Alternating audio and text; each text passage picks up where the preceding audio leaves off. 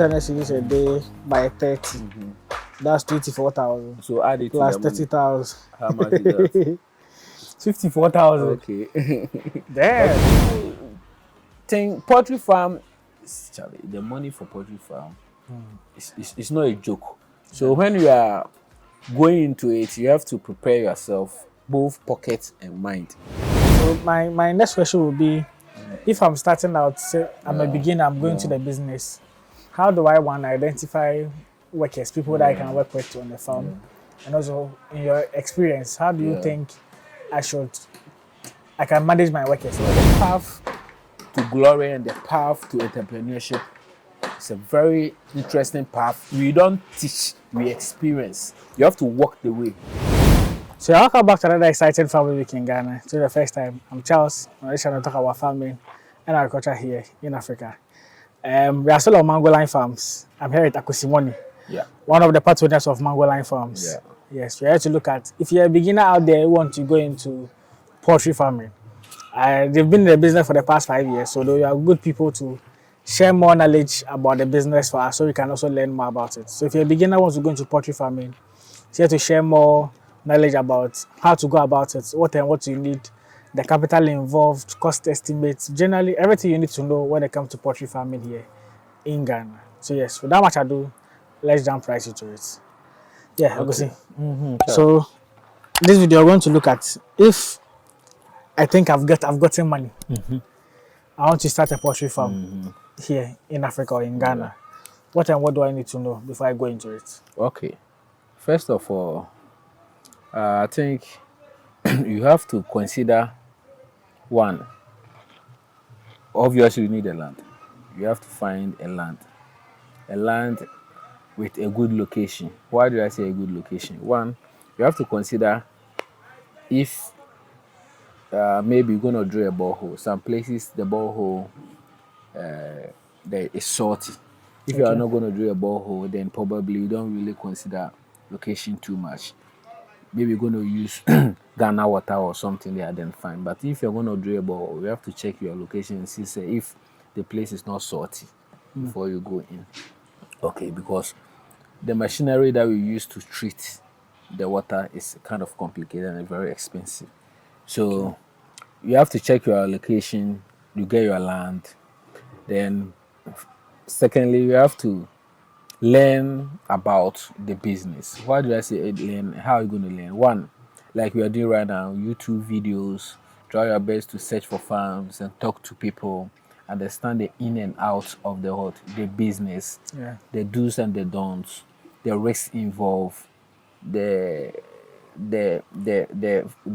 determination and the focus involved before you even keep going. To keep going, because they are the fundamental of the business. Without all these things, it won't work. So after doing your research about the whole business, you try and look for where you can get your DOC, which is day-old chicks. If I talk about DOC, it's the chicks that we hatch them in the day. Yeah, that's what I call DOC. So you hatch them now, then we give it to you. Go and do your whatever. So after finding a place that you buy your DOC, I'm not saying if you find, go and buy. You have to look for it now. I mean, you look for where you're gonna source it. Them from. You get it. Then secondly, you try and know how you're gonna put up your pen. You have to get your dimensions right. Then you put up the pen. After put up the pen, then you learn about how you're gonna do your brooding. Because when I talk about brooding is when you go after you go and buy your chicks, you keep them in a warm place for 1 week. That is brooding. Good. So before you even go and order your chicks, you have to know. That's why I said earlier, you have to learn about the business, the in and out, how it is done. Good. So I'm expecting by the time you're going to even order your birds or pay for it, you have learned how to do brooding. Let me just take a shot to the brooding. Brooding is whereby you build a confined place to absorb hot heat, so that when the birds come, they will be in there, because when they come, they need a warm place. A temperature of, let's say, within 36 to maybe 40 is okay for them. You get it. And when you bring them, you can't put them in the open space like that. They can't survive. So that is brooding. That's why I said you have to learn how you brood the chicks. So after learning them, that's when you can even think of going to order them. But then you have learned about the medication that you give them when they come first, and the subsequent ones, or you have to consider them before you even think of going to source your deals. Okay. Yeah. Okay. Yeah. So you've touched on generally a lot of things, but we'll break them down for people to get us. So first, I'm looking at the land. Okay. The question that comes to mind is, if I'm looking at for land, you indicated that just target where you can drill borehole and be too salty. Can I get apart from that? Can I do poultry at anywhere, like with any land? So that's a very good question. So the only place I think is not suitable for poultry is a waterlogged area, because the birds are definitely going to be on the floor. So if the place is waterlogged, you know what happens when it rains. You get the place get muddy, and if you don't take care, some will come into the cages, and obviously the birds will die. So the place I will not advise, or the land I will not advise people to do, is a waterlogged area. We should always try to get a flat land, a bare land, or anything. But apart from that, you should also consider a place where a bit close to electricity, because you need light. Okay. If it's not close to electricity, then if you factor in solar or generator sets or something. So I think that's the only little factors that you should look at for when choosing a land. Yeah. Okay. So at least apart from that, doesn't really matter where you. Doesn't really matter, because X is the challenge at all. So people will be asking, the land I have, is it good for poultry farming? And I'm like, okay, maybe there are other considerations that they're supposed to look at. Apart from that, even hilltop, when even sloppy, it doesn't really worry them much. Just pass at times when you can't really get it flat when it's sloppy. You get it. Even if you try right now, you lose too much money. So if you try and manage it, okay, when some places can be sloppy, it doesn't really worry. The only little thing is sometimes the saddles push to the down, but with time you just have to remove it when it becomes down more. But apart from that, I'm not sure. Say a problem, so I'm not sure. Sure. Okay, so now let's go to the structure. Yeah. If I'm building a poultry structure, what should I go into? Should I look out for the structure? For the structure, okay. First of all, you have to consider the dimensions. Okay, so let's say you choose, let's say 40 by 40. Okay, if you go 40 by 40, she'll give you, let's say, 1,000 birds. Should be enough for it. So if you want to go 2,000, you use the benchmark for it. So I think 10 by 10. If 10 by 10 is let's say 1,000, then 10 by 40 is 1,000. You should know, say if you go 40 by 80, it will give you 2,000. You get it. So it goes on that. You do the math that way. Oh, okay. So like for 1,000 capacity, which I'm making estimates for. Yeah. If I'm building a structure for them, it should be 40 by 40. Yeah, 40 by 40. It should be good. Okay. Yeah. Okay. Then the height there doesn't really matter. It doesn't. It should go up a bit. It shouldn't be too short. Okay. Let's say it go up for, let's say, 3 meters. Yeah. Which is let's say 3 meters. You can do the conversion, will be about how many feet? Let me do the conversion on AI and see. So okay, so that will give you about let's say 10 feet. Oh, okay. Okay, let's say 10 feet. It should be good. Okay. Yeah, the height. For the height. 10 feet. But this one you can see over there is 10 feet. If you go up like that, I think it's okay. Okay. It's okay. So I include footage. The new structure he's building, at least you can have a fair idea how you can go about the structure. The side is 10 feet. And the height, you can see the height is 10 feet. Okay. So you just hit, if you do each like this, so if you do, the most important is the side pillars, the woods. That determines the height. The other side is just a hip. But the main height is this one. Okay. So let's say 10 feet. Should be fine. For the footing pillars for the wooden structure. It's 10 feet. Okay. So when you put the metals, for example, it's 13 feet. So 3 feet went down and 10 feet is standing. Okay. I hope you get it. Yeah. So 10 feet height, it should be okay. So 40 for 10 feet high. Definitely the middle there, to go like maybe when they are hipping the roofing, The middle will go like let's say 15. Above 10. Okay. Yeah, it So will at go least you above can side. get Exactly slope. I guess. But the side dimension 10 feet is okay. You lay about 2 blocks, then you put the wood 10 feet on it. So you just hip it when you are doing the roofing, the each type like that. You get a good height. Yeah, It's good to go. Yeah, well, as you mentioned, the block were two course. 2 course on size. It shouldn't be too high. Yeah, The course shouldn't be too I remember high. when I came first. Yeah, like this one. There's a problem with it because it was too high. So the new one you built, this one like this, very low. Very low. Exactly. So air can pass through. Yeah, it gives a lot of ventilation. Okay. A lot of ventilation. Yeah. So that would be the main thing. Yeah. Now looking at the structure, as I know we spoke earlier, you talked about the cost that goes into it. Yeah. The 40 by 40. If I'm doing it, I'm looking at how much I would incur in terms of building up that structure currently. How much do you think it will cost me?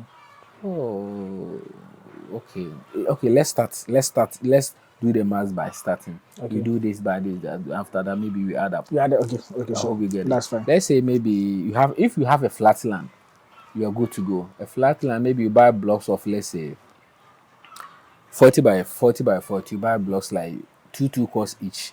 You buy like 300 blocks, it will be good. Okay. You get it. Maybe you buy a bit of stones. I don't know if wherever you are, maybe you can get you don't need a full. Okay, maybe you buy a full truck. It's okay. 1 trip of stones, 1 trip of sand because you're going to use some to cast inside. Okay. You get it. So you buy 1 trip of sand, which is about 3,500. Okay. You buy 1 sand, which is about 1,500 Ghana cedis. Okay. So 1,500 for the sand and 3,500 for the what?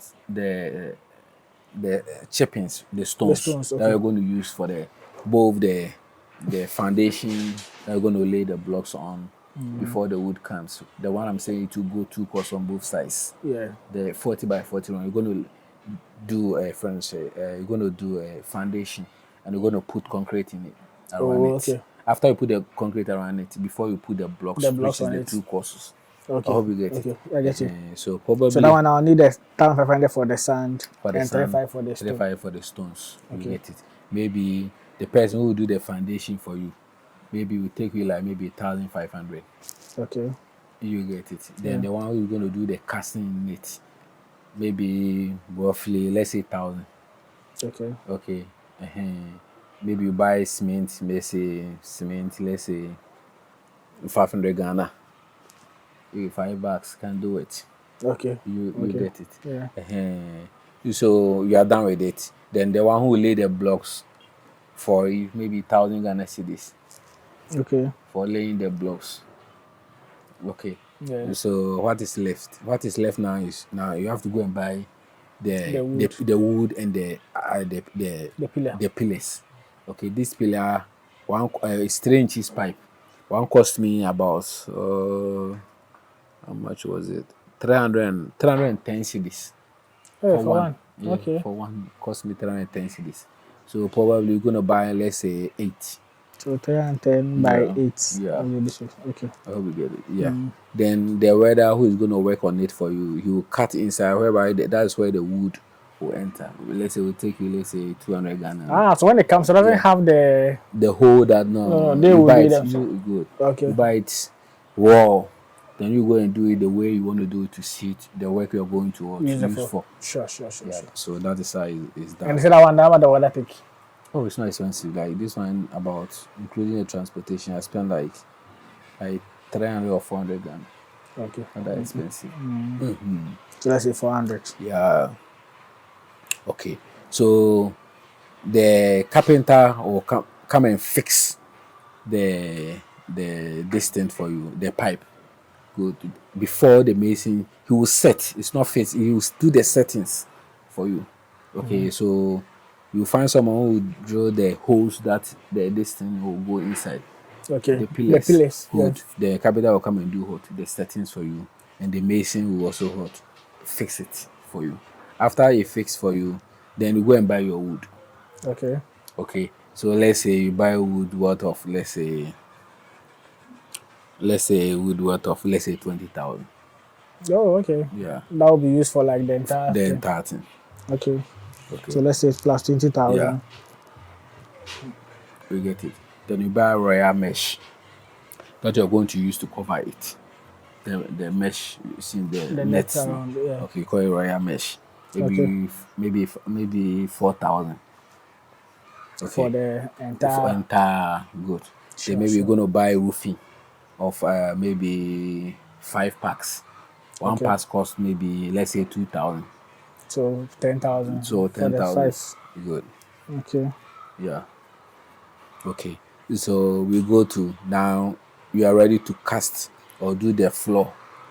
I hope you get it. I mean Yeah. the floor where the chickens will be. You are Sure. going to do the concrete.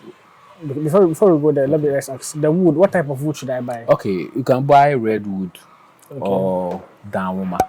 Okay. Yeah, I don't advise people to buy the cheaper one. It's sad, another one. I don't advise. Okay. Yeah, you can see the wood I'm using here, very solid. They Yeah. call redwood or dawama. It's a quality tool you use.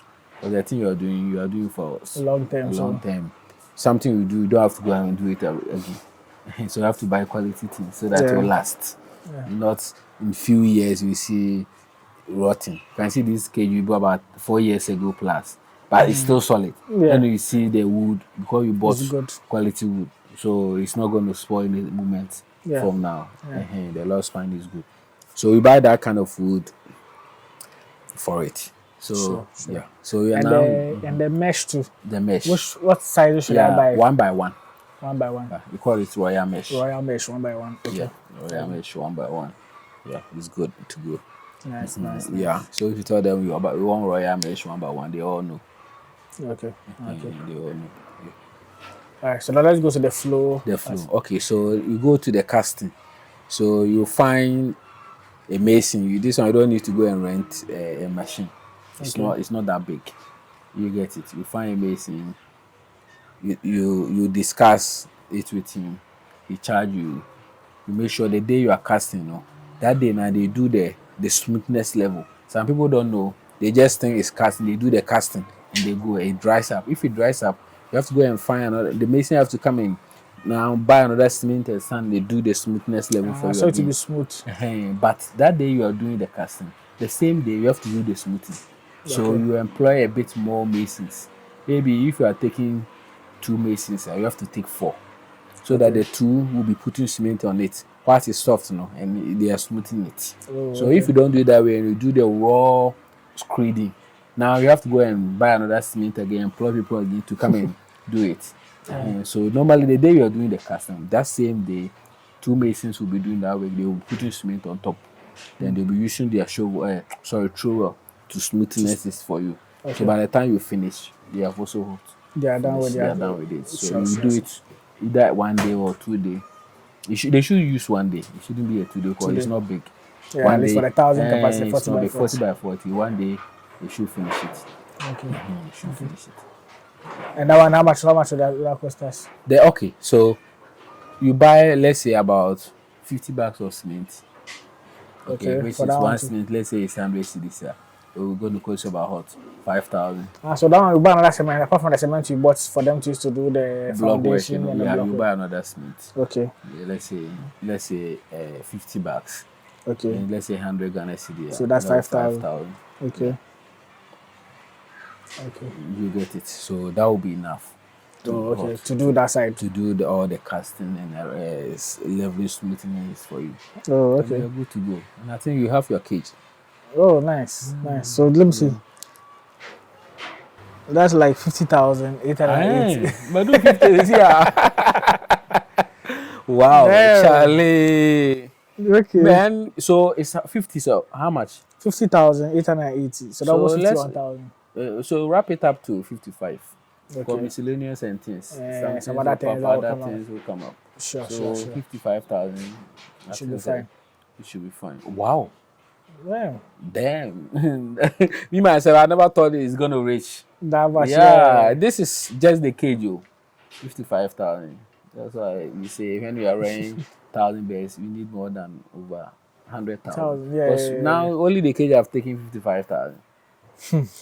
That's wild. Okay. Okay. Yeah. Nice. Yeah.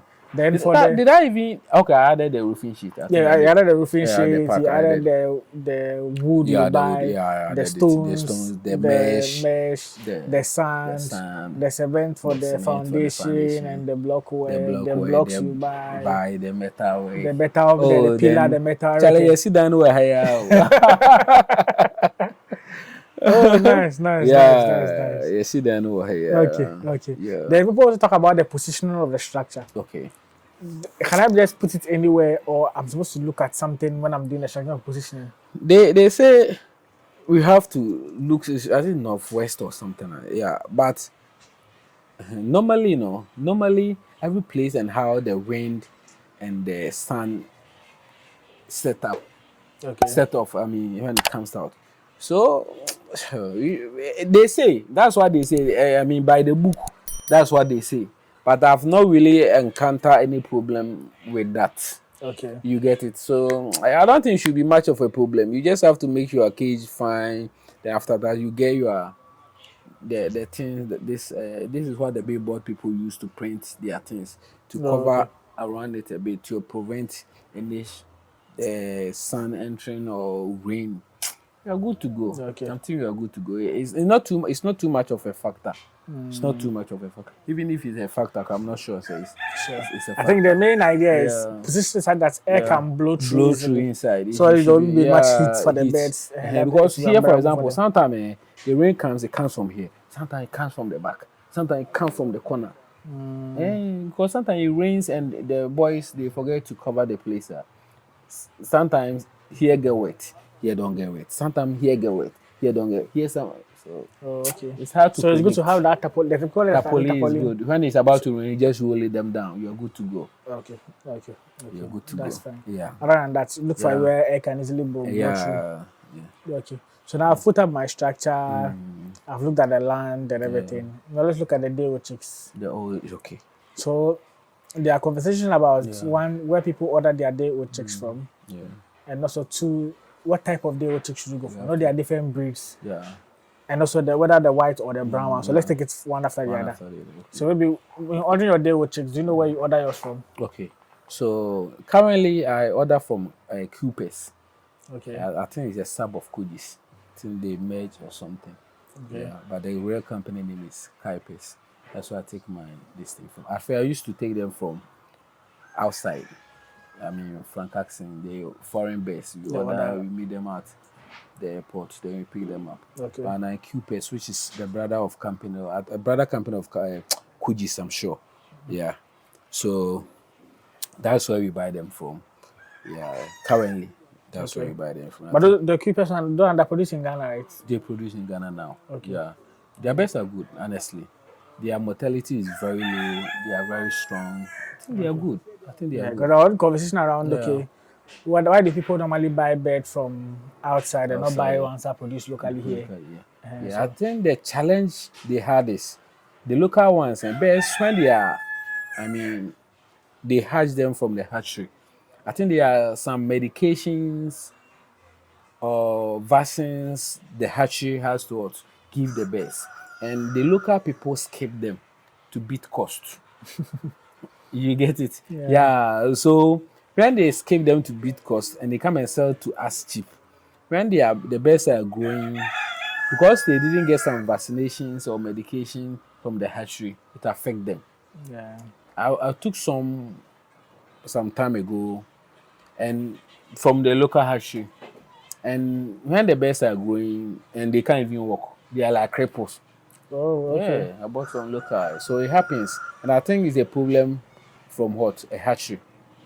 You get it. Yeah. So the foreign ones, people like the foreign ones because they, like I said, they take their time. They take good care of them. Exactly. Yeah. So that's why the people like the foreign ones compared to the local ones. So now the other lecture is if I'm going to buy day old chicks. Yeah. I know there are various breeds. Which breeds do you buy? Okay, so we buy from Coopers. Coopers give us this Boham Brown or something. Yeah. Okay. Because where you're going to buy, what they produce is what you can get. Okay. Okay, so that's what they produce. So that's what we get. So that's the brown ones you buy That's the from brown them. one we buy from Then them. what about the white ones? The white ones too, they also said they are the same breed. So they are the same thing because that's what they produce.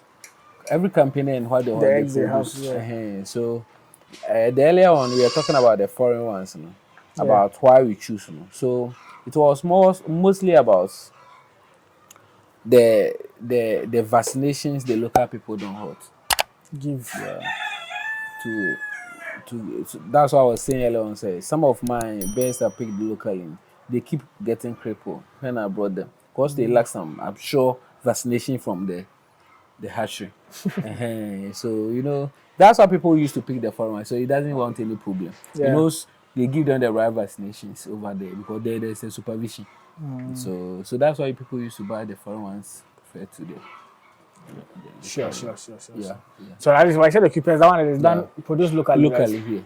But I think say they do the right things. Why do I say that? I've taken a lot of them, and I think say they are fine. strong. They are fine. Okay. They are fine. At least you have good news that locally yes. produced bears too, and they are bears, quite okay. Yeah, they are Because fine. number everyone number 6 to buy their bears from outside. Outside, yeah. Now since the introduction of keepers, a lot of people are buying from them. Oh, okay. Because I think they meet the standard. Nice. Yeah. At first we didn't have any big company or a very well dedicated hatchery. So, but if you look at these people, I think they mean business. They are doing well. Oh, they are doing well.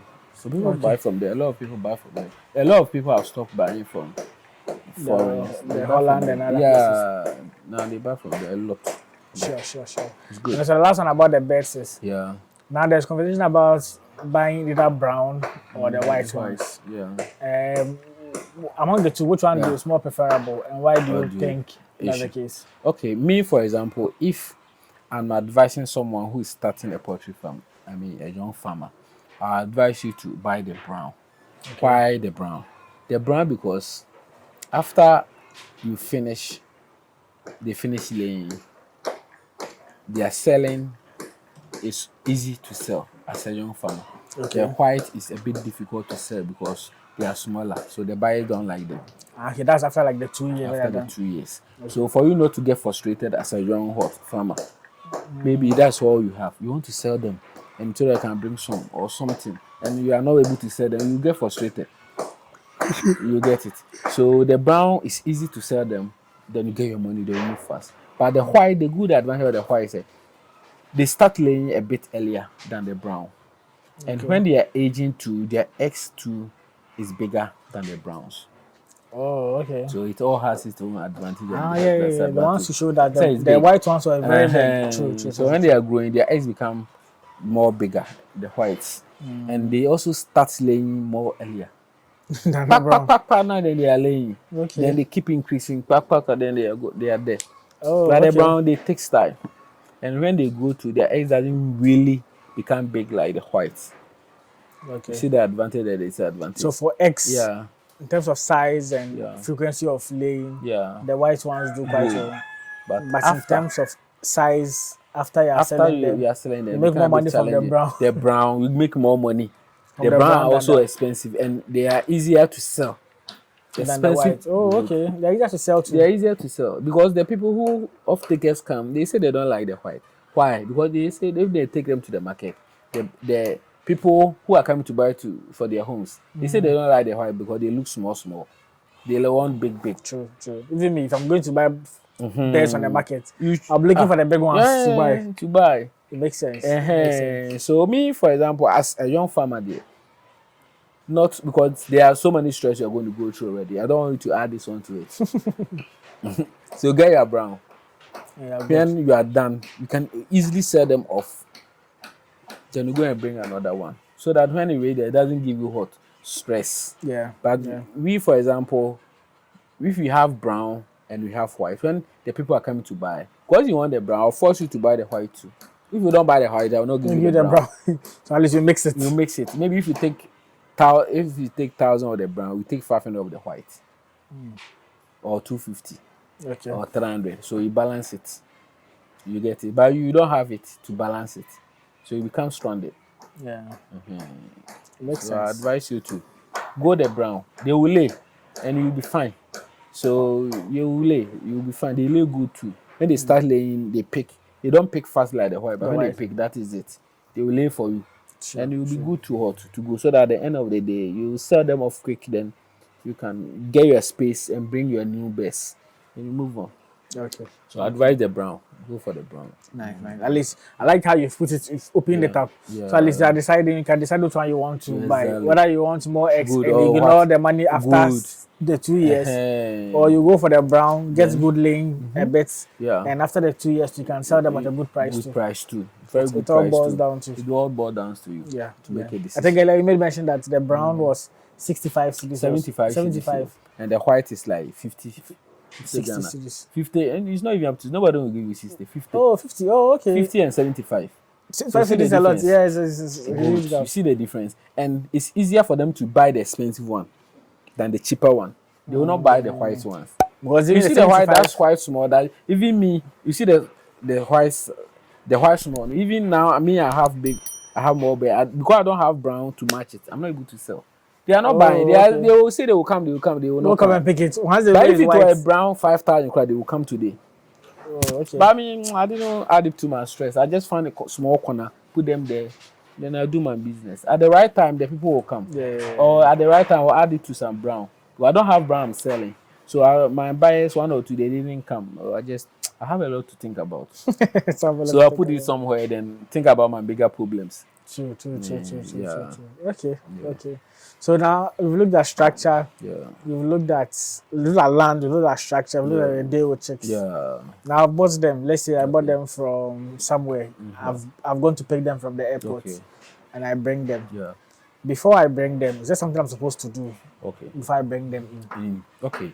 First of all, like I said, you have. Let's assume you've learned how to do your breeding house. You've cleaned there. So before you bring the birds, you have to disinfect the place. You have to get what you call glucose. Why glucose? After transporting them from wherever you pick them, they become so stressed. So the glucose serves as a deterrent for them, so that their system will calm down. Okay. So after you give them the glucose for that night that you brought them, the next morning you start what is called antibiotic vitamins. And the antibiotic vitamins, you have the one for the DOC, you have the one for the grown up. So you have to get the antibiotics one for the smaller ones. So you're going to give that one to them for, I think, 5 days. Okay. Then the chart it's a whole chart. For the medication and stuff. Medication. But what you need to do for the first day is to give, and the night you bought them, to give them that glucose. After that glucose, the next morning you remove all the glucose and you start with your antibiotics medication. Okay. Yeah. Okay. Yeah. The glucose, is it that I'll inject or I'll put it in water? You put it in water. Let's say 1 teaspoon to, let's say, 5 liters of water. Okay. Just 1 teaspoon. So they can easily drink. So then maybe if you have 10 drinkers, you just measure 1 teaspoon, 5 liters of water. You may see them, you give it to them. I think they will be fine. For just that night. The next morning, you just remove them, throw them away. Then you start with your antibiotic vitamins. That one too, also in the water, right? Yeah, so in the water. Yeah. Okay. That's why I said earlier on, you have to make sure you learn all these things before you bring the DOs. You have to learn the whole chart. Because there's a whole chart from the day you bring them up to the 16 weeks. Then they start laying. Good. And then after the 16 weeks to you sell them to, there's a chart. You have to know. Okay. So you have to make sure you learn all these things and know what you are going to do when you bring the DOC. So that it's not when you have brought them, I'm going to call, this is what I have to do. No. Yeah. You get it. I get it. At least, fine, you there is some things you'll be learning as you go along. Fine. It's true. You can't learn all at once. But the basics, you have to get it before you bring your DOs. Yeah. Okay. Yeah. Okay. Now let's talk about the charts. Okay. There's charts for it. The charts, where do I get it? Is it that where I buy my bed from, I can get a chart from them, or how do I go about it? Okay. The people you buy your DOC, I think they have a chart. They can give it to you. Yeah, they normally have a chart. The coopers, for example, they have a chart. Okay, for like medication and Good. everything like that. They have a chart. Then you give them, and there's a chart too from institution like Frank Axon. We sell or they deal with almost basically everything about chicks. They are like a veterinary, whatever. Everything you want to know about chicks is the right place to go. If you go there too, they will give you a whole chart that we use to hot. From the day 1 to whatever, they will give it to you. Okay, so that you can follow it. So it all fall into the research you will do. By trying to look into all these things, you will get to know these informations. So there's a chart. If you go to Frank Axon or the supplier, they can give it to you. Okay. They will give it to you. Yeah. Sure. Yeah. Now, I know when you bring the bears, you do what's called brooding and stuff. Yeah, brooding. Yeah. So can you let us know what brooding is? Brooding. And also, what do you need to put in place when you are doing brooding? The brooding. Okay, so when you are doing brooding, it's basically to create a space within the 40 by 40 room that can absorb heat. So you can buy this black polythene bags that we use to do casting flow. Is big. It's that big polythene bag. Yeah. Not the one we use for boiler, no. They are bigger ones. You open a long. I don't know if you've seen it. Yeah, I've seen one that black for brooding. Good. Yeah, the black so ones. You use that one to cover the whole space and you create an entry. Okay, let's say you cover. Let's say you cover the inside of it, right, or the outside? The inside. Okay. The inside. Let's say you cover. If you did 1,000 bears, let's say even you cover half of the cage, or even 1/4 of the cage, you get it. And then you cover it. You do a small entrance that you can enter. Okay. Then you make sure you disinfect the whole place. Cover it in such a way that there is air doesn't hot enter. Why? Because you have to absorb heat. So after that, you get your charcoal and your coal pot or pot. Then you light when the bears are coming. You light those charcoal to generate more heat. Yeah. To a temperature between maybe 35 to 40 is okay. So that to keep them hot, warm. You get it. So during the day, when it's rainy season, then we still have to keep the place warm with charcoal and things. But normally, when you are lucky and it's a sunny day, you don't need to put in the charcoal. Well, the sun that is coming, you don't need to add extra hot charcoal. Okay, but when it's raining season, the weather is some way there. It's cold a bit, so you have to find a way to generate heat for them to keep them hot, warm. Because when they are young, their feathers are not grown, so they are fragile to cold weather. They need warm. Okay. You get it. When they are growing, after 1 week, their feathers will start coming. So after 1 week, you can start removing it small. It depends on the weather. They should be fine. Their feathers should be able to grow. Your shoulder will be able. If the weather is too cold, you can open just small place. You get it. But if there is sunny there, you just remove them. But when the weather is cold a bit, like June, July, the weather is somewhere there. Don't stress or don't be in a hurry to open it quick. Just take your time and be reading how their feathers is going, and we just be open small. You have to be reading the weather and see how they are going and they are reacting to it. But within 2 weeks, maximum, they should be total fine. Okay. They should be total fine. Then you can remove everything. Okay. Then you just create a small space for them because you can't put all of them in the 40 by 40. The space will be too big for them. So you have to get something that we used to either the big box people use. Like this one is what we use. The Tapolino. Then we used to divide it for them. Then they will be at small place. As they are going, then you are opening small space. So they can until we see that they are going, they can't go to that. You open all of them for them. They can feel free. So if you watch, how long would it take me to do brooding? Ideally. Within it's normally 1 week, depending on the weather. But when the weather is too cold, you can go 2 weeks to keep them a bit warm so that they don't become some way. But ideally, it's normally 1 week. Oh, okay. If the sun is up there 1 week, just remove everything. Because the sun is so they are even suffering with the heat. But when the weather is very cold, like now, you have to support them because they are young and fragile. You have to keep supporting them. So don't be in a hurry to remove it. Yeah. You get it. Just take it gradually. And I think they will be fine. Sure.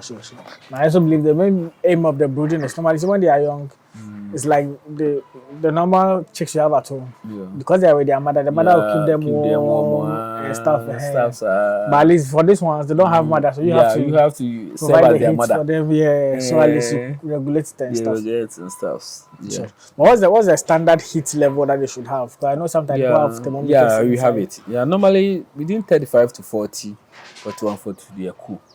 Okay. And when they are cool, you yourself, when they are inside, you see that they have spread. They are playing, running here and there. They are feeling warm. They are okay. When they are feeling cold, you see that they are be crowding at one place. You see that they are all looking for warmth from each other. Okay. So they be crowding at one place. But then when the temperature within 35 to 40 Celsius, you see that they are okay. They'll be fine. You see that they will just be spreading, running here and there. Okay. Be fine. Okay. Yeah. Sure. So speaking about medication, I know you indicated that there's a little bit of a chart for them and all of that. Yeah. Can you just quickly walk us through what you do? And also how much it would cost us if in terms of medication from the time to the point where they lay for the 1,000. Okay, let me start with the medications are plenty. Okay, but let me just run you through how it's done in a week or 2 weeks form. Okay, the first week, for example, they take the antibiotics. That is small antibiotics for DOC for the first week. Okay. After the first week, after the antibiotics, you give them what we call, I think, vitamins for like 3 days. Okay, but on the 7th day, you have to give them a vaccine. A vaccine we call first gumboro. Okay, that's 7 days when they come. Yeah, 1 week, 7 days after they come. You have to give them a vaccine called gumboro. After you give them the vaccine, and then you go to within the vaccine, they will be taking their vitamins. So they take their vitamins. After the 3 days of vitamins, they go what we call cocci. Yeah, they call it coccidiosis. So we give them either the cocci. We have 2 types of the cocci. You have the ampollyon base, you have the francox base. Okay, so if you give them, and the sodium base, ampollyon base and the sodium base. So when you give them the ampollyon base this week, next week you give them the sodium base. So you give them the ampollyon 2 for 3 days. Okay, then after that you go back to vitamins 3 days. Then you go back to the coxino 3 days. But this time you're going to give them the sodium base. Okay. So it rotates like that. So the next week too, you have to give them another vaccine. We call it first Newcastle. Oh, okay. That's the second week. Good. So it goes there. You repeat the chart again. Vitamins, coxi. So when you reach another 3rd week, you give them another vaccine called second gumboro. Good. Then it goes again. Coxi, vitamins. The 4th week, you give them what we call second Newcastle, which is called Lasuta. The word Lasuta is popular. Lasuta popular. Good. You give them Lasuta. Okay. So the 4th month, you give them a dewormer. After the Lasuta, give them the vitamin. Within that, you give them a dewormer. After every month, 1 month, you have to give them dewormer. Oh, so the cycle continues. But every time and the kind of vaccine you give them. Okay. You get it. So it goes up to 16 weeks. Now I'll 4. It goes out to 16 weeks. Different every time and what you have to give them. But normally what rotates is more of the vitamins and the coxi. It's basically almost every week. But in between them, every month you have to give them the dewormer. Okay. Then the vaccines too is not every week that we give them. Some of them, when you reach the 4th week, you give them the Lasota. The following week, I think you give them another, which is the 5th week, you give them another second gumboro again. Okay. After the first one, after you give them again. So when it reach, it goes on the 6th week or so, you give them another Lasota again. It's a whole chart. That's what I was saying. It's a whole chart. This is just a short brief, but there's a whole chart. You have to go through up to the 16 weeks. Then they'll start good. After that time, you give them fowl pox. I'm saying 12, you give them fowl pox. 16 another. Sorry, 8 we give them fowl pox. 12 we give them fowl pox. 16 we give them first Newcastle. First, okay. Third Newcastle. Yeah, the one we inject in their thighs. Good. Okay. So it's a whole chart. Oh, okay. It's a whole So which one are they administering to them? Now it's a fowl pox. Like I said, they should have been given last week, but they were not well. So I have to put them on medication for them to recover. And so they are like 13, 12 13 weeks. Okay. Last week they was 12 weeks. That was when I should have given them the fowl pox. But because they were not well, so I have to make sure they are not well. I don't have to give you a vaccine. I have to treat you for you to recover. Before you can then I'll give them the vaccine. So that's why I'm giving them a delayed vaccine.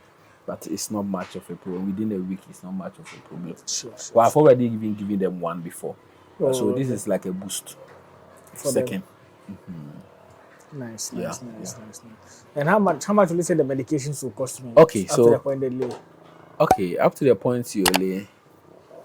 Oh, budget not less than 10,000 down.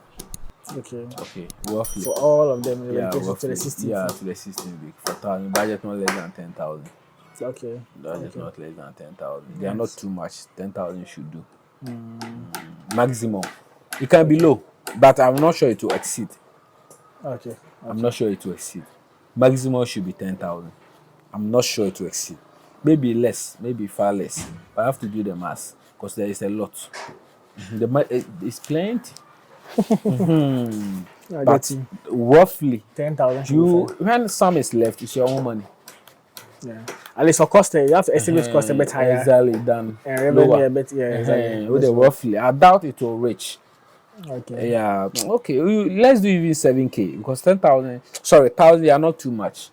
Okay. They are not too much. Because the only thing that is a bit the Francos, the Ampollium coxy and the sodium coxy is not that expensive. The 1 kg is like a kunku. 1 kg costs about, let's say, 350 Ghana. Oh, okay. Okay, and I think and the sodium base 1-2 costs about, let's say, 200 Ghana. And I think you're going to need about let's say 7 of each maximum. Okay. So and you buy vitamins too. You're going to need about 7 of each. Then you buy the wormer. I think maximum of one will be okay. That one costs about 400 Ghana. And the Lasota and the Gumboro is not that expensive. I think one is about say 85 Ghana or so. And so it's not that expensive. Yeah. That comes what I'm saying about maximum 7,000. Okay. Maximum 7,000 for medication. 10,000 too much. I think 7,000 will be fine. Sure. So I want to add it to our cost. Okay. So nobody did a structure. You have around 50,000, but you're should buy like 55,000 okay. for the structure. Okay. So let's clear this 5880. Okay. Let's do 55,000 for the structure. Okay. So medication is 7,000. 7,000. Then I forgot to ask the QPS that you bought. Okay. Or like even general, roughly on the market. Cities. 21 cities for the day checks, right? Okay. So 21 cities by the 1,000. That's 21,000. Okay. Yeah. So that's like 83,000 cities now. Oh. You can feed though. Yeah, you Yeah, we've not even got to the field. Yeah. So this is for structure, medication, and the day checks. Yeah. Okay. So now, as you said, let's usher ourselves to feed it. Okay. For 1,000. Yeah. How much would it cost me to feed them to the point of lay?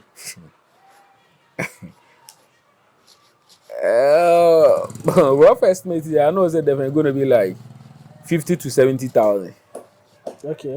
Yeah, of feed. From day chicks to start, you will lay for you to feel say yes. You don't need to keep pumping in money again. But even if you start laying, you cry now, beginning you still buy feed. But the X is going to give you from the beginning, you can't buy the feed. Yeah, it's not big enough. No, at all. You have to lay up to about 50% to 60% before the X money can buy you feed to feed them. Okay. And roughly 50,000. Roughly. I think it will be more than, but let's say within 50 to 70. So if you want it budget, just budget yourself 70K. Okay. Yeah. And with this 1,000, how much feed do they consume? Like a bag of feed they consume? Okay. When they start beginning, they will be consuming little. Okay. By from 4 weeks going, they'll be consuming like, let's say, half bag. Oh, Okay, from 4 weeks, which of is the 1 50 month kg. of the 50 kg. They'll be consuming or a bit more than half bag. By 6 weeks, they will be consuming like 1 bag. Oh, okay. Good. By 6 weeks, 1 bag every day to go. So by 8 weeks, they will be consuming a bit more than 1 bag. Okay. And they will be consuming by 1.5 by 10 weeks In a day. in a day. So by the time they reach 16 weeks, they will consume like 1 bag and about 70%.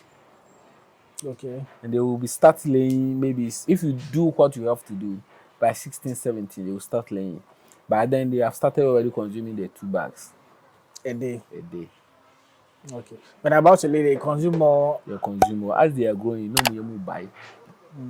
Some Makes can sense. see. Yeah. No Makes more do sense. more. So they'll be consuming more as they are growing hot with that. So from 16 weeks going, they'll be consuming like 2 bags. And that's their standard. They'll be consuming 2 bags. Nice. Yeah. So when you do the mass, from let's say even let's say they start consuming 1 bag from 6 weeks going, and 1 bag cost 400 Ghana cedi. Yeah. So our current cost around 83,000 cedis. So let's clear that one. So let's say one bag of 400 cedis. 400 cedis. Yeah. So they will consume 400 from 6 weeks. So from 6 weeks up to 10 weeks, let's say they will be consuming 1 bag. That is 1 month. So 400 times 30 will give you how much? Yeah. 1 month. 6 That's weeks. 12,000. That's 12,000. Okay. That's 12,000. So from 6 weeks to from 10 weeks to 14 weeks is another 1 month. By then they'll be consuming like 1.5 bag. So that will be 600 Ghana. This is how much? 12,000. 12,000. Okay. They are now at 10. Let's say they are now at 10 weeks. So from 6, we have not even talked about from 1 to 6. Let's start from 6. 6, yeah, 6 upwards. So 6 to. So every 10. week. So that this one is every week 12,000 cedis. No, every month. This is 1 month. Every month, yes. 12,000. 12,000. So that's why I said from 6 to 10. I've reached 1 month. We got 12,000. Yeah. From 10 to 14 too is 1 month. Another 4 1 weeks. month. Yeah. Okay, they'll be consuming 1.5 bag. That's 600. Yeah. So 400. Yeah. So 400 is 600 cedis 600 pounds. by the 30. That's 18,000. Plus The 12,000. 12,000. That's 30,000. 30,000. We have reached how many weeks now? We are on the 14th week. 14 weeks. Okay. So from 14 to let's say 18, they'll be consuming 2 bags. Okay. Okay. So that 14. means 400. So it means 2 bags a day. So 2 800 bags, cedis. 800 cedis. So 800 cedis a day by 30. That's 24,000. So add it Plus to the money. 30,000. How much is that? 54,000. Okay. Damn. Okay. They have started laying. Let's That is say the 18th they have week started inside 18 weeks. there. They have started laying. No, sir. Now they have started laying. You not get anything. No. To 20 weeks, because you not still get much. Because earlier the eggs are like not that big. Oh They no, are you not small. get anything. So let's say from 18 weeks to 20 weeks, every day they will be chopping 2 bags too. Let's say 2 bags up to 18 weeks. That will be how much? Let's add it to it. So this 54,000. Yeah. So let's say 80 to 20 weeks, Yeah, right? 18 to. We are just adding 2 weeks to it. Okay. So that will be 2 bags a day, 2 right? bags a day. So that would just say 800 cedis Times 14. times 14. Let's say 14. 14 days. Yeah. That's 11,200. So we add it to this. Add it to the 52,000 or Yeah. 54,000. Let's say Yeah. 52,000. Yeah. That's 63,200. 63,000. Let's say up to 20 weeks. Now, let's say they are giving you eggs to buy feed. Let's say that is when you have done. That means the way you've done your work well. That is when at 20 weeks. Now we are saying say the eggs that they are providing can buy feed for them, which is a bit doubtful. It's not. Some eggs craft start laying at 20 weeks. Yeah. Some people. Start laying at 20 weeks. Yeah. So you crowd they have said 20 weeks is giving. Now we have reached how much? 62,000. Yeah, I didn't even 63,000. add from 1 week to 6 weeks. So. This from 6 to 20. Let's say 1 to 6 crowd. Let's add 10,000. That's like 73,200. You get it. Yeah, 73,200 Good. cedis. So it means earlier I had Okay, you're saying 50 to 70,000. Okay, which is roughly that. Okay, which is roughly, you see. Yeah, feeding is a lot. Yes, So by the time the feed can, the egg that they are laying can even buy feed. That would be like 20, 21 22 going. Yeah, it will be like 22 going. That's when you can say 22. That's when you can say they are laying up to about 50% that it can buy feed hot for them. Okay. I hope you get it good. Yeah. So you have let's end it at 20 weeks. If you go plenty, it's matter. Yeah. So have you seen when I say 50 to 70? Yeah, it makes sense. So you have to just think, okay, you say 50 to 70, let me add 10,000 to it. Okay. So feeding 73,200. Good. Let me just add that one to our initial cost. So that was 83,000 cedis. That's about 56,200. So this is for 1,000 bears. For 1,000 bears, the structure, medication, beds, feeding. Then feeding. Good. Yes. Where have we reached? 156,200. Interesting. And this is not manufactured figure, so it's groundswork. Now we are here. We are doing. We now we have seen what is going on is going on. Yeah. So this is practical example of how 1,000 bears. So people think poultry farm. The money for poultry farm is not a joke. So when you are going into it, you have to prepare yourself, both pocket and mind. It's a mind. Because sometimes your pocket will be there, but the mind not there, forget it. Challenge. Yeah. And a mind there, the pocket not there. The two work hand in hand. Okay. You away from away near you, you also from away so near you. So you have to prepare the two, your pocket and your mind. The two have to work. If you take one off, the other will never function. Forget it. 156. That's crazy. It's something me and you we are sitting here, we are doing logically. Yeah. It's not something we are manufacturing from anywhere. We didn't really even increase things. So no. We are like, normal. Like if you do the math, simple thing. And if you reach 100, 56,200. That's insane. Yeah. Okay. For just 1,000 bears. So. And just to give you guys a fair idea how much that would go into it when it comes to some of these numbers. So you can be prepared in terms of going into the business and how much it will cost you. Even so, we didn't even add the borehole, the borehole for the water to give for workers' salary, workers' feeding. We didn't add it too. We didn't add source of water. We didn't add even where you're going to build to keep storage of feed. Yeah, the structure. It's true. The structure we didn't add it. Hey, true. Now we are afraid to add figures to it. Yeah. Because where it will go? That's a lot. That's a lot. So let's look at the cost. I know in the farm tour we looked at that, like doing a structure, like let's say like a normal 3-bedroom where you put your feeding, egg room, and maybe a structure for like your workers that will be around. Normally, I advise people. Okay, if the 1,000, you yourself, you are going to do it. You yourself, you alone, you can do it. Okay. You get it. So probably what you need is one room and one storage. Okay.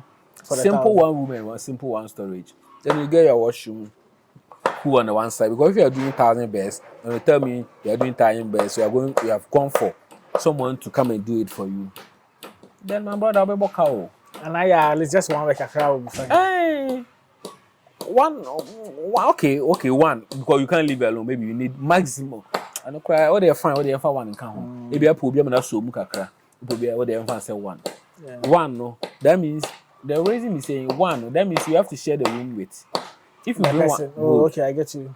But because if you bring a worker, then you have to find a room for the worker, and you have to find a room where you're going to keep your feed. And you have to find a room that you yourself you're going to sleep, unless you don't sleep at the farm. Okay, because 1,000 beds, you can't build a 3-bedroom house for a 3. You have to, let's say 2. 2 rooms, small one, you actually show one corner. Charlie, and no crown, Charlie, one book and then you're 30 to 40,000. Yeah, just for that one. Which is something okay. So what I'm looking at, maybe it's a long-term business, so they're looking at putting up a structure that can accommodate people, even though they don't have more workers now. But for the future. For the future. Okay, so let's say probably this 1,000 is just for learning and so okay, then that's good. So like we did here, like the one you did we did here. It's 3 rooms. This is standard. You get it. But though we started with We built a 6,000, but we started with 1,500. 1,500, yeah. You remember? Yeah. Yeah, we built a 6,000 down, but we started with 1,500. Good. So probably a structure of 3-bedroom house, 100 to 120,000 is okay. That's like almost the amount. So yeah, like 156,000. That's why I don't add it to this. So you let's people will know. So 120,000 Yeah, cedis. because not less than 120,000. Yeah, can cost you. so around 276,200. That is 156 for the beds aspects and the structure and everything. Then for the building of the at least the accommodation, the warehouse, the storage, the egg room, 120,000. Yeah, that's not bad. That's not bad. For drilling of borehole, how much do you think it will cost? Now it's 25,000. For them to drill for drill borehole. Oh, okay. When we came, I think we built it for that was like 12,000 there. Yeah, but it's a long time, over 4 years ago. Yeah, things have changed. You drill it for about 12,000. But the last time I asked, which is recently, the guy was telling me 25,000. Yeah. 25,000. That's around 301,200. Just for you. I don't want to scare them. I don't want to scare you guys. But it started from small, so you now can see the breakdown. Yeah, so there are some things we can take it or put it aside. Yeah, you might think it's not all that. You get it. But do you just want to give a comprehensive idea? Yeah. Because we broke everything down, so you can know which ones you want to take, how ones you want to do, and all of that.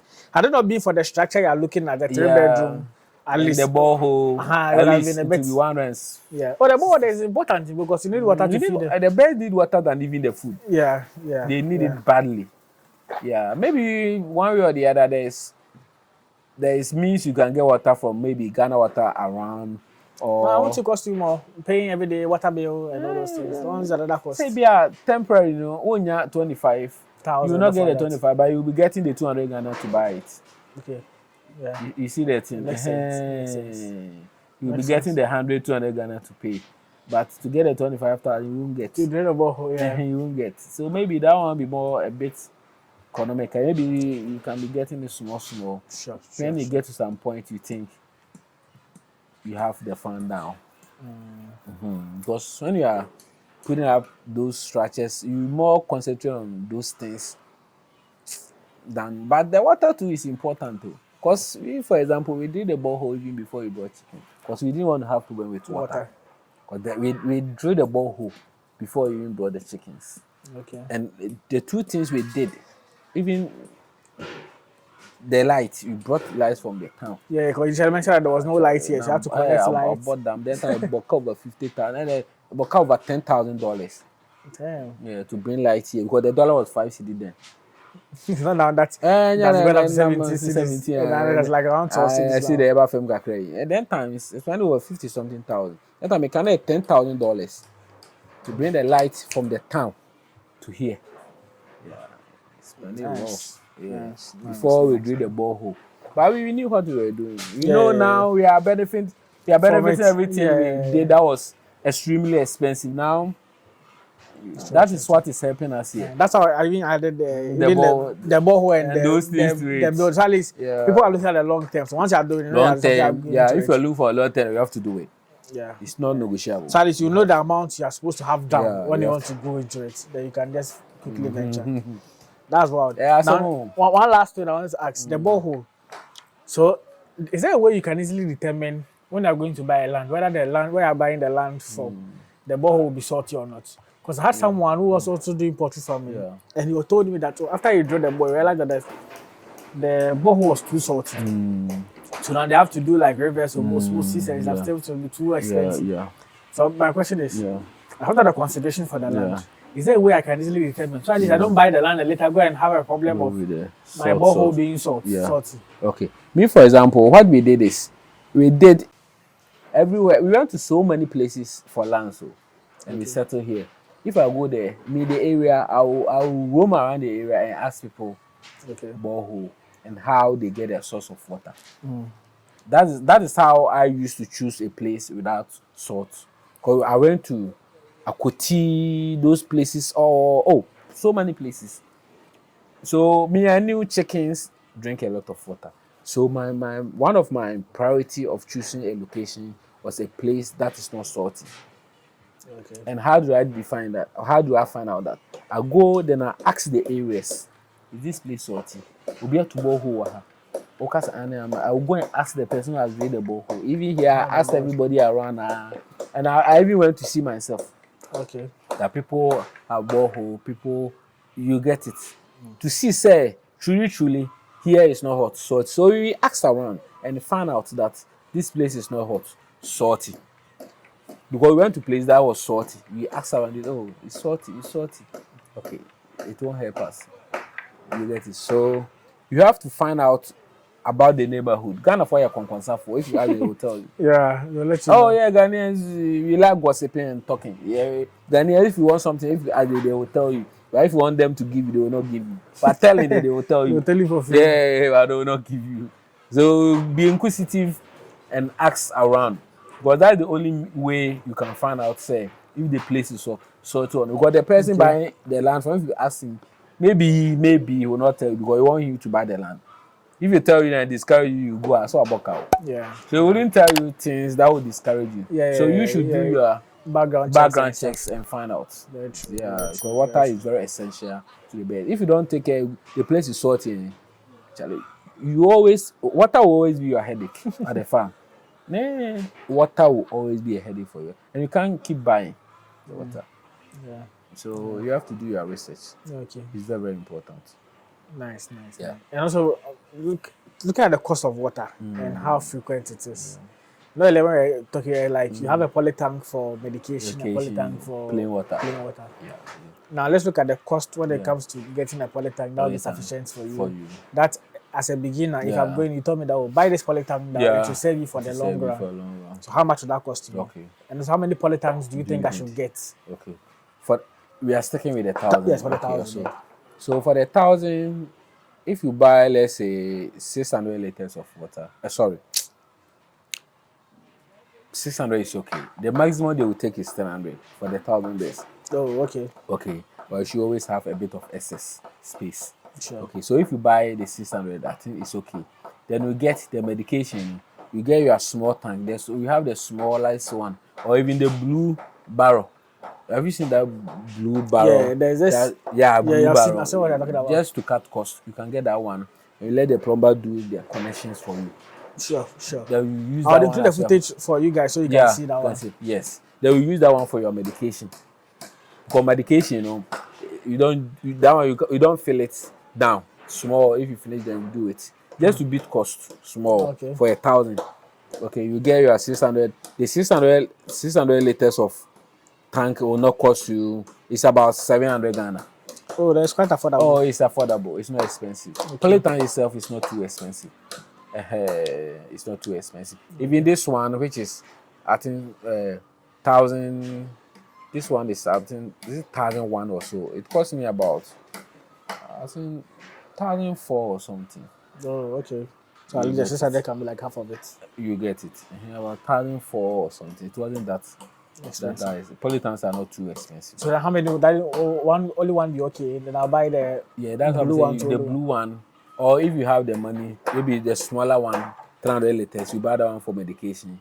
Then you buy 600 for clean water, or even the 600 one. It can serve both. If you are doing medication, you wash it. If you are doing plain water, then you put plain water in it. So you can, as your cages are not plenty, you have only one cage. You can buy the small one. And manage it. Then you manage it. When you are giving your medication, you pour some of the water away. Then the level you want, you put it. Then you put your medicine. When you finish it, whatever, then you put plain water. So one is even okay. I think one is okay for only 1,000 for the 1,000 beds. But when the cages become two, sometimes maybe you are giving this medication, you are giving this plain water. That's when you have to have two.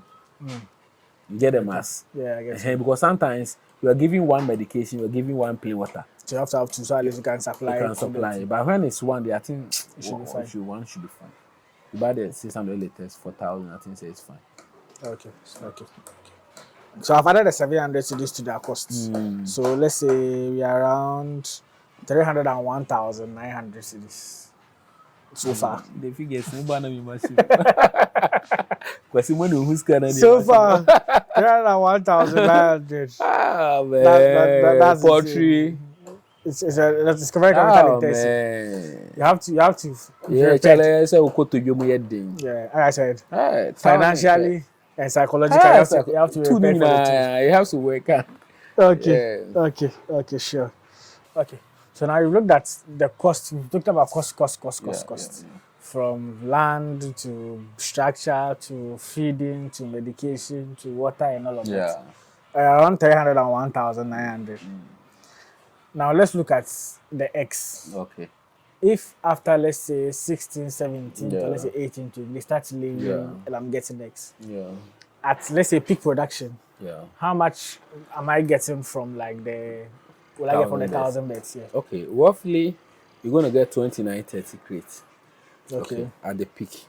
Yeah, so I think that's how you're going to get 29 to 30 crates a day at the peak. At the peak production. Yeah, the peak production. Okay. That's for 1,000 beds. That's wild. Yeah. So, and so that's 1,900 for the cost. Yeah. And that, let's say 30 crates. Yeah. The 30 crates, how much would they go for? Okay, let's cap it with 55 cedis. 55 cedis. Let's say 55 cedis. Okay, so let's start at 1,900. So let's say say 30 crates. So let's say 29 crates. Yeah. By the 55. Yeah, 55.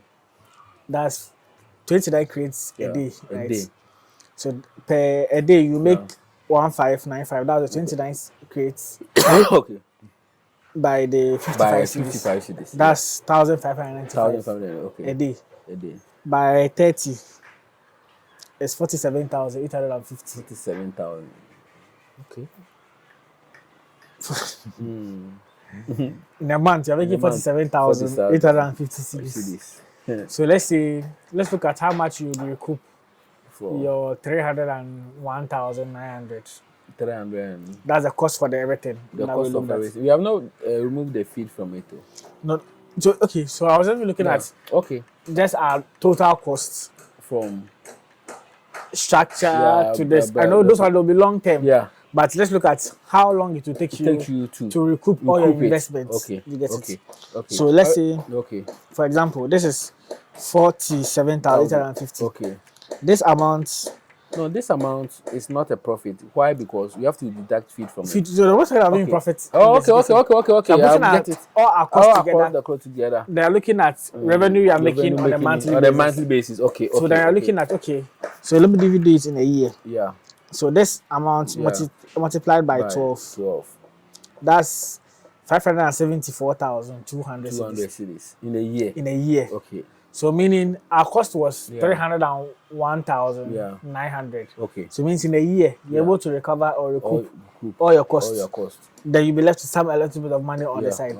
And if you get what I'm saying. I get what you mean. So even this one, so 574,200 minus our 301,900. Yeah.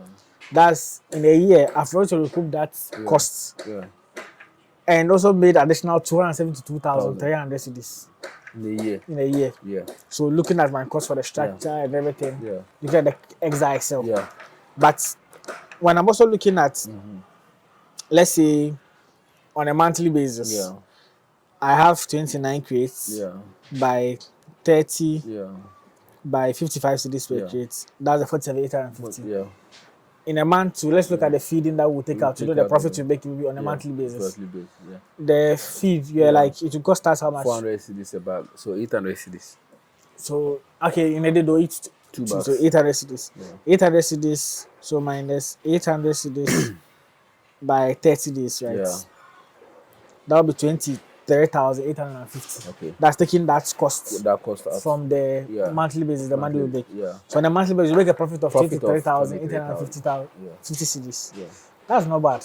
It can never be bad. Because that's not at all. No, it can never be bad because that's why we say in poultry, don't think you are going in to just reap the money you've invested. You have to know, say, it's a work you have used your money to create for yourself. You have to see it that way. So it's not like an investment that you're going to take money out of it. No. Poultry is something for me. Is if anything you've done in there is something you've been able to create a job for yourself. That's how you have to see it. Yeah. So any money that comes in It has to be say the capital or your work you've created. This is the money you are getting. You should never think say you want to you want to get back all the money you invested. If you think that way, your business will collapse very quickly because you will always be thinking of saving that money to get your money you've already invested. And the moment you start thinking about that, you stop growing. Why? Because that money you are saving, you don't want to keep reinvesting to expand your business. Yeah. Okay, so this money that is coming, never ever think say you are now going to do math to see that the money I spent I'm now getting some, so let me see. I hope you get it. It should be something you have to think, say, you've created it in a way, you should even be proud, say, you're able to get money to create that thing. So now the money that is coming, this one, don't think, say, don't put it, what are you putting down for? Money, you don't keep money in bank. You have to plug back into the business. Money, if you put money in the bank, you are making the bank rich. The bank will come and give the money to me to work, then give them commission. So don't go and put it there for you to go and carry it to go and give it to some business wise man to use that money to create business. No. That money should be reinvested into what? The business. After some years, then when you can sit back, okay, now I have all this. Now I'm not expanding again. Okay, I've reached. Now let the money come. That's when it's coming. You should think about, say, you are reaping money. But at your early 1,000, 2,000, you shouldn't think too much. If you think too much, you're abominable. How this money you gotten every month, 26,000, and when you did the math, it was about 300 something thousand. Yeah, how long are you going to save 23,000 to get that money? With the technically, yeah, I say it's nearly impossible. So if you do that math, you might think say, hey, I'm not going to get my money back. But why do you create a business and thinking you are going to get your money back within a year? I have a friend who came in from UK. He thinks that he's going to get, if he's not even a friend, a friend's friend, he thinks he's going to get the money within a year or two. He ran away and left the business behind. Just look at you. That means you wanted something quick, but in business, it doesn't come quick. Yeah. You do the math like you are saying to see, say, at the end of the month, do you get profit? That should be the motive. At the month, you've gotten 23,000. Think, say, you have gotten 20. Don't think, say, I'm going to do the math from the money you've already invested. No. Yeah. The moment you think like that, why you think the business is not profitable? That the moment you stop thinking like that, and know that money is a capital you've already planted, so you're not thinking about it again. God being so good, you're able to get money to plant that thing. So now, what are you have to think about? The 23,000. Think about how you can add up another 1,000 to get 2,000. Yeah. If you get 2,000. God being so good. By the time this production has come down, you are getting 10,000 profit. This one is also going to give you another 23,000. You add it up, you are getting what? 33,000. Yeah. Now you are growing. Yeah. You can go and bring another 1,000. By the time this one is giving you 5,000, this one will be giving you 15,000. This one will give you 23,000. You will be getting 50,000. Yeah. Have you seen the match we did at the Agribusiness? Yeah. Over 163,000. When we were having this, were you getting that money? No, they're very true. And the way it works, the more bets you have, the more money you will be having. Yeah. So if you think, say, a year or two, you can't have more bets. So you have to take years to get more bets. That's just when you can see the money. Now you did about 160 something thousand. Now we have 5,000 bets that is yet to lay. They are 13 weeks. Now we are using this money some to watch them. We are using some to do this and that. The new structure. Okay, good. Now, if this one starts to lay, let's say next month, and they come and add this up to this, just imagine. That is growth. Yeah. So we have to have the mindset of not trying to think too much about the money we've already invested. We should think about how we can grow the business. That's why earlier I said, when you come to business and you say you want to come and make money and go. How will you? Yeah. So we are doing this calculation to enlighten them for them to get a fair idea. How much it will cost them, But when they come to the field, they shouldn't put too much emphasis on the money invested. You should think much about the business. how you can make the business sustainable, how you can, because if you don't work hard, the business, and you focus on actually the same car, same years car. I get you. Yeah, so we should let them know say it's good business, but it's a long term, and it's still capital intensive Yeah. and a long term. True. Yeah. So I think say that's how we should Look at things. I yeah get look you. things from that perspective get for a you. longer picture. For a longer picture. So my next question would be, if I'm starting out, say I'm a beginner, I'm going to the business.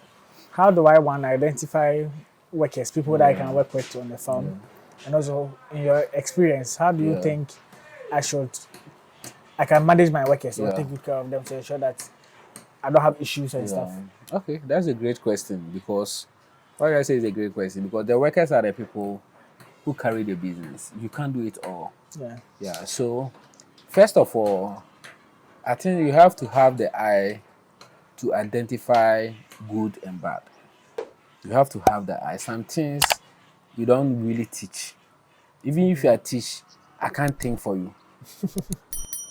You get it? Yeah. So most of the things you have to know. Say, nipa we am needing kobono, and nipa me person in front of you no. Say nipa no. Say nothing. Based on one or two questions, I'll be the ubu no. You get it? And you know, and the next thing is after taking them, no, I think say you have to treat them a bit well, and not a bit. You have to treat them well. You have to know how to talk to your workers. When to shout, when not to shout. When to be calm, when not to be calm. There are some times you need to really be straight on them. There are some times you have to be a bit modest and calm, friendly, a bit with them. You get it? And they have to also know their stand in the work space that they are. And you have to try to provide the basic needs for them that will keep them okay. Because remember, they are human being like you. Everybody wants good things. Everybody wants to feel okay. You are not the only one who wants nice things. So their situation or them working for you doesn't mean say almost no nya fan nya come out pay. Also pay. Until sometimes randomly buy one or two things for them. Occasionally good food, different food, you get it. You create the impression to let them know say almost nipa and I say almost no is people you appreciate them. And you say workers until who almost say what you say that when it's strong, you shout on them. Because a boss have to always be a boss. But a boss shouldn't be too bossy too. That they can't even approach you. You get it? So me here I've created an atmosphere whereby I share ideas. It's not like what boss say is what we do. And everything, some things I know said that is how it is. Then I give the straight instructions. You have to get it done. But some things I get them all involved to share ideas. You are trying to solve a small problem, some little challenging. So I make it a bit open to them so that everybody can bring his or her ideas on board. And a lot of them has helped because some things but because me no more idea, I've make it look like they can also bring the idea on board. They don't hesitate or feel shy or feel intimidated to talk to me about or share the idea. They bring it out. And most of the times it's helpful because you get it. So you have to treat them one as a family, friends, but know when to shout, know when to be nice, know when to create a space. You have to keep the balance right. You get it. So I think these little things help, but you can't change who person is. That one, Charles, I have to say how it is. Because I've done a lot in a nice way with people. And they were the most criminal people. Yeah, they were. This thing there is bad. Yeah, it's bad. They were the most criminal. It doesn't matter people. how well you take good care of people. Forget it. Once they will steal. I remember I was watching something. I like watching interviews. And I like watching people sharing their ideas and people talking real life experience. Yeah, I was watching one man. He's a business owner. He made some statement. I don't know if you've come across it. He said, "Ubi adwuma Ghana, unim nyansa ba kakakra o adwum. Ubi adwuma Ghana for beto shege." Okay. it's a big man. Or for you, baby, I think so. One he said rich wealthy man. He was talking about how some workers and people have taken him through a lot, and he was just saying, I was like, but this life, you you have to get to some point of some point of life to understand or for some things to make sense to you. That is why advice are normally hard for people to take. It's that's how it's supposed to be, and that's how it is. Because some things, if you don't really get there, Charlie, the way can be I was say castle. But when you get there, the way it hits you, and the way you understand it, is totally different from when people are advising or telling you or giving you guidance about it. And when it hit you different. And when you get there, it broadens your understanding. That's why I was saying earlier, the path to glory and the path to entrepreneurship is a very interesting path. We don't teach, we experience. You have to walk the way to be able to understand. Yeah. If not, my brother. So the 1,000 they should start. No matter you have the vision for 50, 100,000, you have to start the 1,000 or the 500, and you have to grow to the 2,000, the 5,000, the 7,000, the 10,000. The growth is very, very important. So you have to start. They have to also start. It's good. Sure. We should get on board. Nice. So I think you have to treat your workers well. You have to be nice with them. Keep the balance. Know how to talk to them. Let everybody be free to share his idea. Let everybody know his place. And it doesn't work straightforward like I'm saying, but at least it will give you a fair idea about how to relate with people. Sure. So let me just ask some of the frequently asked questions that I got from the first video we did. Okay. So that we can easily, I think, a final words and wrap up. Okay, sure. So people want to know if, like the birds that we have, how many eggs do they lay in a day? Yeah. And let's say how many eggs do they lay in a day? Okay, so technically, they say, or technically for me and my little knowledge of aqua, I think every bird lay 1 egg. Sorry, 1 egg a day. Okay. It don't go because the eggs take about 24 hours to form. Oh, okay. You get it. So how is it possible for them to lay it too? Maybe one way or the other, some can happen, but mostly every bird lay 1 egg. Yeah, okay. A day. Okay. Yeah. Okay. And even the day, all the 20, it's not all the 360 days they lay. Yeah, that's why we don't get 100% percentage. True. Sometimes they don't lay, but most often they will lay for you. They will lay. About 320 or 330 days in the year they will lay. Okay. Then the next one is the beaking. Yeah. At what point in time do I do the beaking, and like how do they go about it when I doing the beaking? Okay, so I think that when it comes to the beaking, every breed of birds and how it will react and how violent it is. Every breed. So me, for example, at first I was debeaking them by the book. You have to debeak them by 14 weeks. Okay. So at first I did some, and it didn't really help me. Why? Because it took so long for them to recover from the injury. Okay, and it affected their production. They didn't lay early. So okay, fine. That has happened. I tried another one. I didn't debeak them. I tried to let them go. They started laying early, but along the way they started pecking.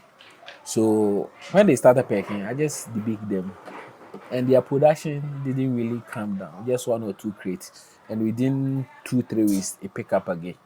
So I chose that one because when you delay me from laying, maybe I've made budget say by 22 weeks they should be buying their feed, and I debeak them, delay me about 2 weeks. 22 weeks they are still not buying. I'm suffering. Or maybe I've budgeted, I've made plans for it. So I chose not debeaking them until they are pecking, because when you start pecking maybe 28, 30 weeks, by this time you are laying for me. Even if the crate reduce, I cut your mouth or I debeak you and your crate reduce, I still get my money to buy my feed. Okay. Even my profit will reduce small. But so far I'm making profit, I'm making low. I'm still getting money to buy feed. I'm not losing. So I chose now. That's how I do. Some 30 weeks best over there, they are not pecking. So I don't have a reason to debig them. If they start debigging, sorry, they start pecking, I will debig them. Even if the egg reduce, I'll still get money to buy my feed. Maybe my profit will reduce small. I'm still good to go. Yeah. So for me, that is how I do it. I don't debig until they start pecking. If they start pecking, I just debig them. Okay. Yeah, that's how I do it now. Sure. Yeah. Okay. Now the big question is, Yeah. between at the last time like I asked you, so let me know Mm. if this time to the opinion has changed. Yeah. If who decide to go into poultry farming and they're asking between layers Yeah. and broilers, Yeah. which one is more advisable to venture into? For me, I've never done broilers, though I've done research about it. But layers, I've done it and I've done research about it. And even when I did the research before coming into the practical way, layers was good. Why? Because in our country here, no, excuse me to say, there are more poor people. They can't buy the broiler. The broiler costs about 180 cedis. The frozen chicken costs 50 cedis, 30 cedis. Which one will the person buy? You don't have money, you buy the frozen cheap one. Yeah. Though the broiler is healthier and locally made, not frozen. But because they don't have the money, so they'll definitely go for the cheap side. You get it? And it has dominated the market. The frozen chickens have dominated the market. And who am I to come and beat a system which is dominated? The politicians control all the frozen chickens and the what do you call it? Cold stores. And they make the laws at the top that it should be banned or it should be reduced, and let's use the money to encourage the family. They've not done that. And they're not even willing to do, because the moment they are willing to do, their money stop coming. So to me, I think say the layers is far ahead of the broilers in terms of economical way. But some people also say, which I don't even know, that if you have a supplier, okay, a supplier or a buyer who buys from you is good. But I mean, if I have a buyer and I have a free space, definitely I will do it. If the person I will do the mass and it makes money, I will do it. But anybody as a normal person who wants to come into the poultry industry, don't go and stress yourself about people. But even that person will say he will buy. By the time they are ready, if you call him, he will not pick. Your call. No, brother, I'm cow, obey day. Cook not the bed. But eggs there. Oh, we have a pammo. So, consume more eggs. egg didn't cry a better. 1,000 credits, sir. We 1,000 credit or credit with the problem. Yeah, problem here over war. Might be 200,000. Hey, 200,000. I grow for 200,000 beds. The day go see us is our SME there 1 month. And so, still, you're talking because you're a binka. Yeah. So that means there is a way. If no matter what, you have to find a way to sell it. And it's not stressful to sell it. You know, how many people have come to one buy 10.5. You see. So if the person who are doing 1,000 there, we are not crying about some. Man, oh, you can sell to them. The mini shops 5, 10. They 30 people. They're awesome. You get it. You know, layer all the way. Nice. I feel like layers because at least in Ghana we consume more eggs. Yeah. There's also importation of a lot of foreign eggs, frozen chicken and stuff. Yeah. So at least it's easier to get markets when they're doing layers as compared to sell your broilers who are struggling. Yeah. Unless you have a ready market, then it's good to venture. It's good to into that as well. But someone asking, how many plots of land does one need to start 1,000 layers? 1,000. Yeah. Oh, 1 plot is okay.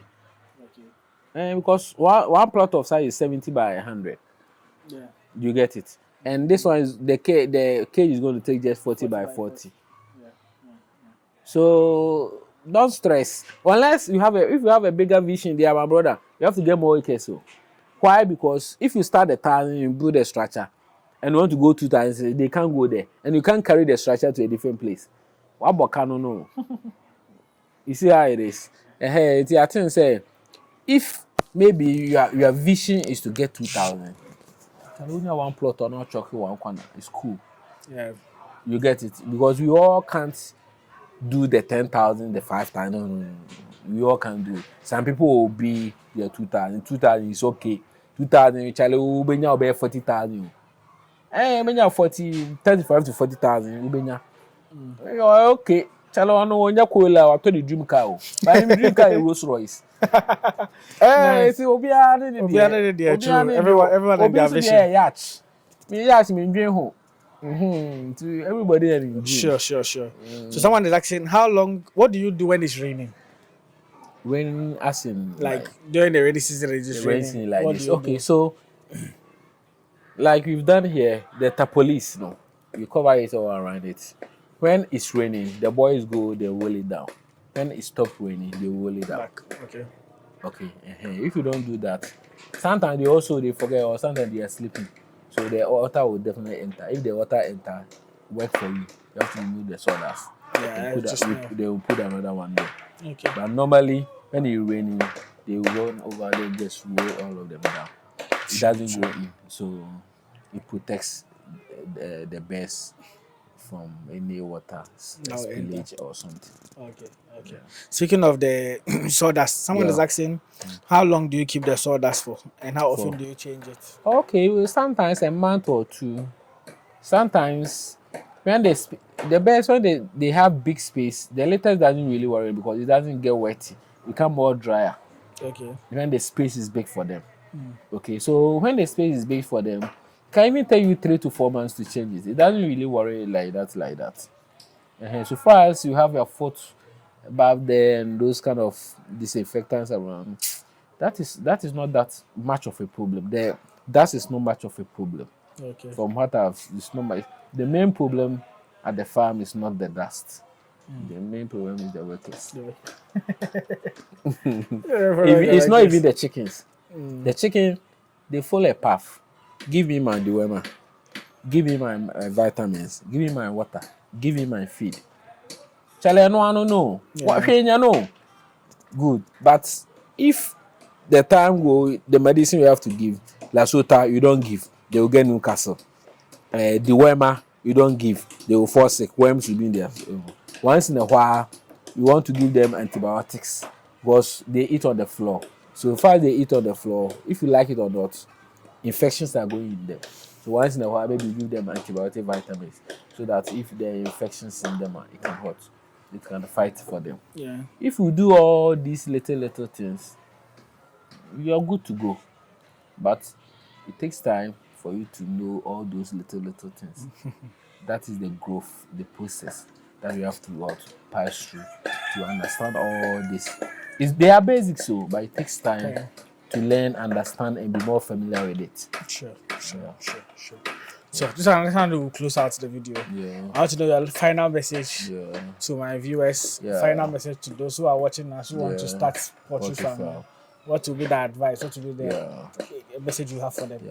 My first advice for the viewers: say, Charlie, you have to subscribe. Charlie, without a subscription, the thing don't very go important. on. Subscribe. It's very key. You have to subscribe, and let's keep the promotion. Let's keep the encouragement. Let's keep our viewers being educated and informed about the things we all have to do right to help our country. And secondly, the advice I have to give them, right? Okay. Advice in the mood do. Charlie, the resilience have to be more. The dedication have to be more. And the determination have to be there. In every business, there is problems. In every business, there's going to be ups and downs. So I think we should be more determined, more resilient about everything we want to do. This poultry farm or this poultry business is a good thing I will advise you to. But it's a bad thing I will advise you to if you don't have the resilience and the determination and the hard work. And knowing say things will go wrong. But at the end of the day, everything will be fine. Okay. Then one final one. If been in the business for like 4 to 5 years now, if there's anything in the poultry farming industry that you'd like to change, Yeah. or that you feel like it should be done to Yeah. improve upon poultry farming in Ghana and Africa as a whole, what do you, what would you say? I think it will be finance. Okay. The farmers need finance badly because the capital you need to run this farm is total madness. It's huge. Little calculation we did tells you. And without the finance, how are you going to do it? You get it. No matter the resilience I'm saying, the hard work I'm saying, and you don't have the funds, bro, Charlie, forget Waste it. your time. In fact, now I can't begin. Again, and a bottom. In poultry farm, these two things work hand in hand. Why again now the bottom now? I do not mean here. Because feed, you know, one thing could feed me and say, Charlie, what do I drink fan on my You have to cut 2 tables in the time feed the cow. So you need the funds. A lot of people don't have the funds. So I think say the biggest problem is the funding. But I don't know how it's going to be solved. So the biggest challenge is funding. So if I want to change it, I will find a way to create an avenue for the funds. But the disbursement or the funds is also important. It's not everybody that have to give me the funds. The disbursements or the funds. To get the right people to the right people who are yes. Because money change people and people change money too. So that is how it is. So I think money, finance. Sure. Finance. Okay. Yeah. So yeah, this will close out the video. We've spoken length. Yeah. We can't get everything about poultry farming. Yeah. But as time goes on, once you keep learning and start doing research, you can learn some more here, learn some more. I have several videos on poultry farming. I'll link it as well so you guys can check it out and watch, so you can get different perspective from different poultry farmers. I said that the initial video with Mr. Akusimoni, where we did a similar video 2 years ago on how to go about poultry farming. You can also check that one out. We had the first conversation with him and Leonard, where they started the farm. Kilio, shout out to Kilio. Yeah. Shout out. Yeah, people will be asking, where is Leonard? Where is Leonard? Have you forgotten Leonard? Oh, Charlie. Big shout out to Leonard. Big shout out to Leonard. Charlie, Bohard. Yeah. So he gets here. I feel forgot. He gets here wondering where Leonard is. At least he's not here at the moment, but he's around. Yes, and they are still big business partners. Working hand in hand. Yeah, working hand in hand to ensure that the business succeeds. So big shout outs to Leonard as well. Just in case for those who watched the first time and asking where Leonard is, yes, he's around. So this will close out the video. I believe let a thing or two. Subscribe so the channel grow together. The plan is to hit 100,000 subscribers before the year ends. So please, if you are watching this video, the information is free. The only thing you have to do is just subscribe to this awesome channel. Yes, and share so people who want to learn more about poultry farming can have more idea, more innovative ways to also learn and also improve upon the knowledge base when it comes to poultry farming in Ghana. Yes, I'll see you guys in the next one. Peace out.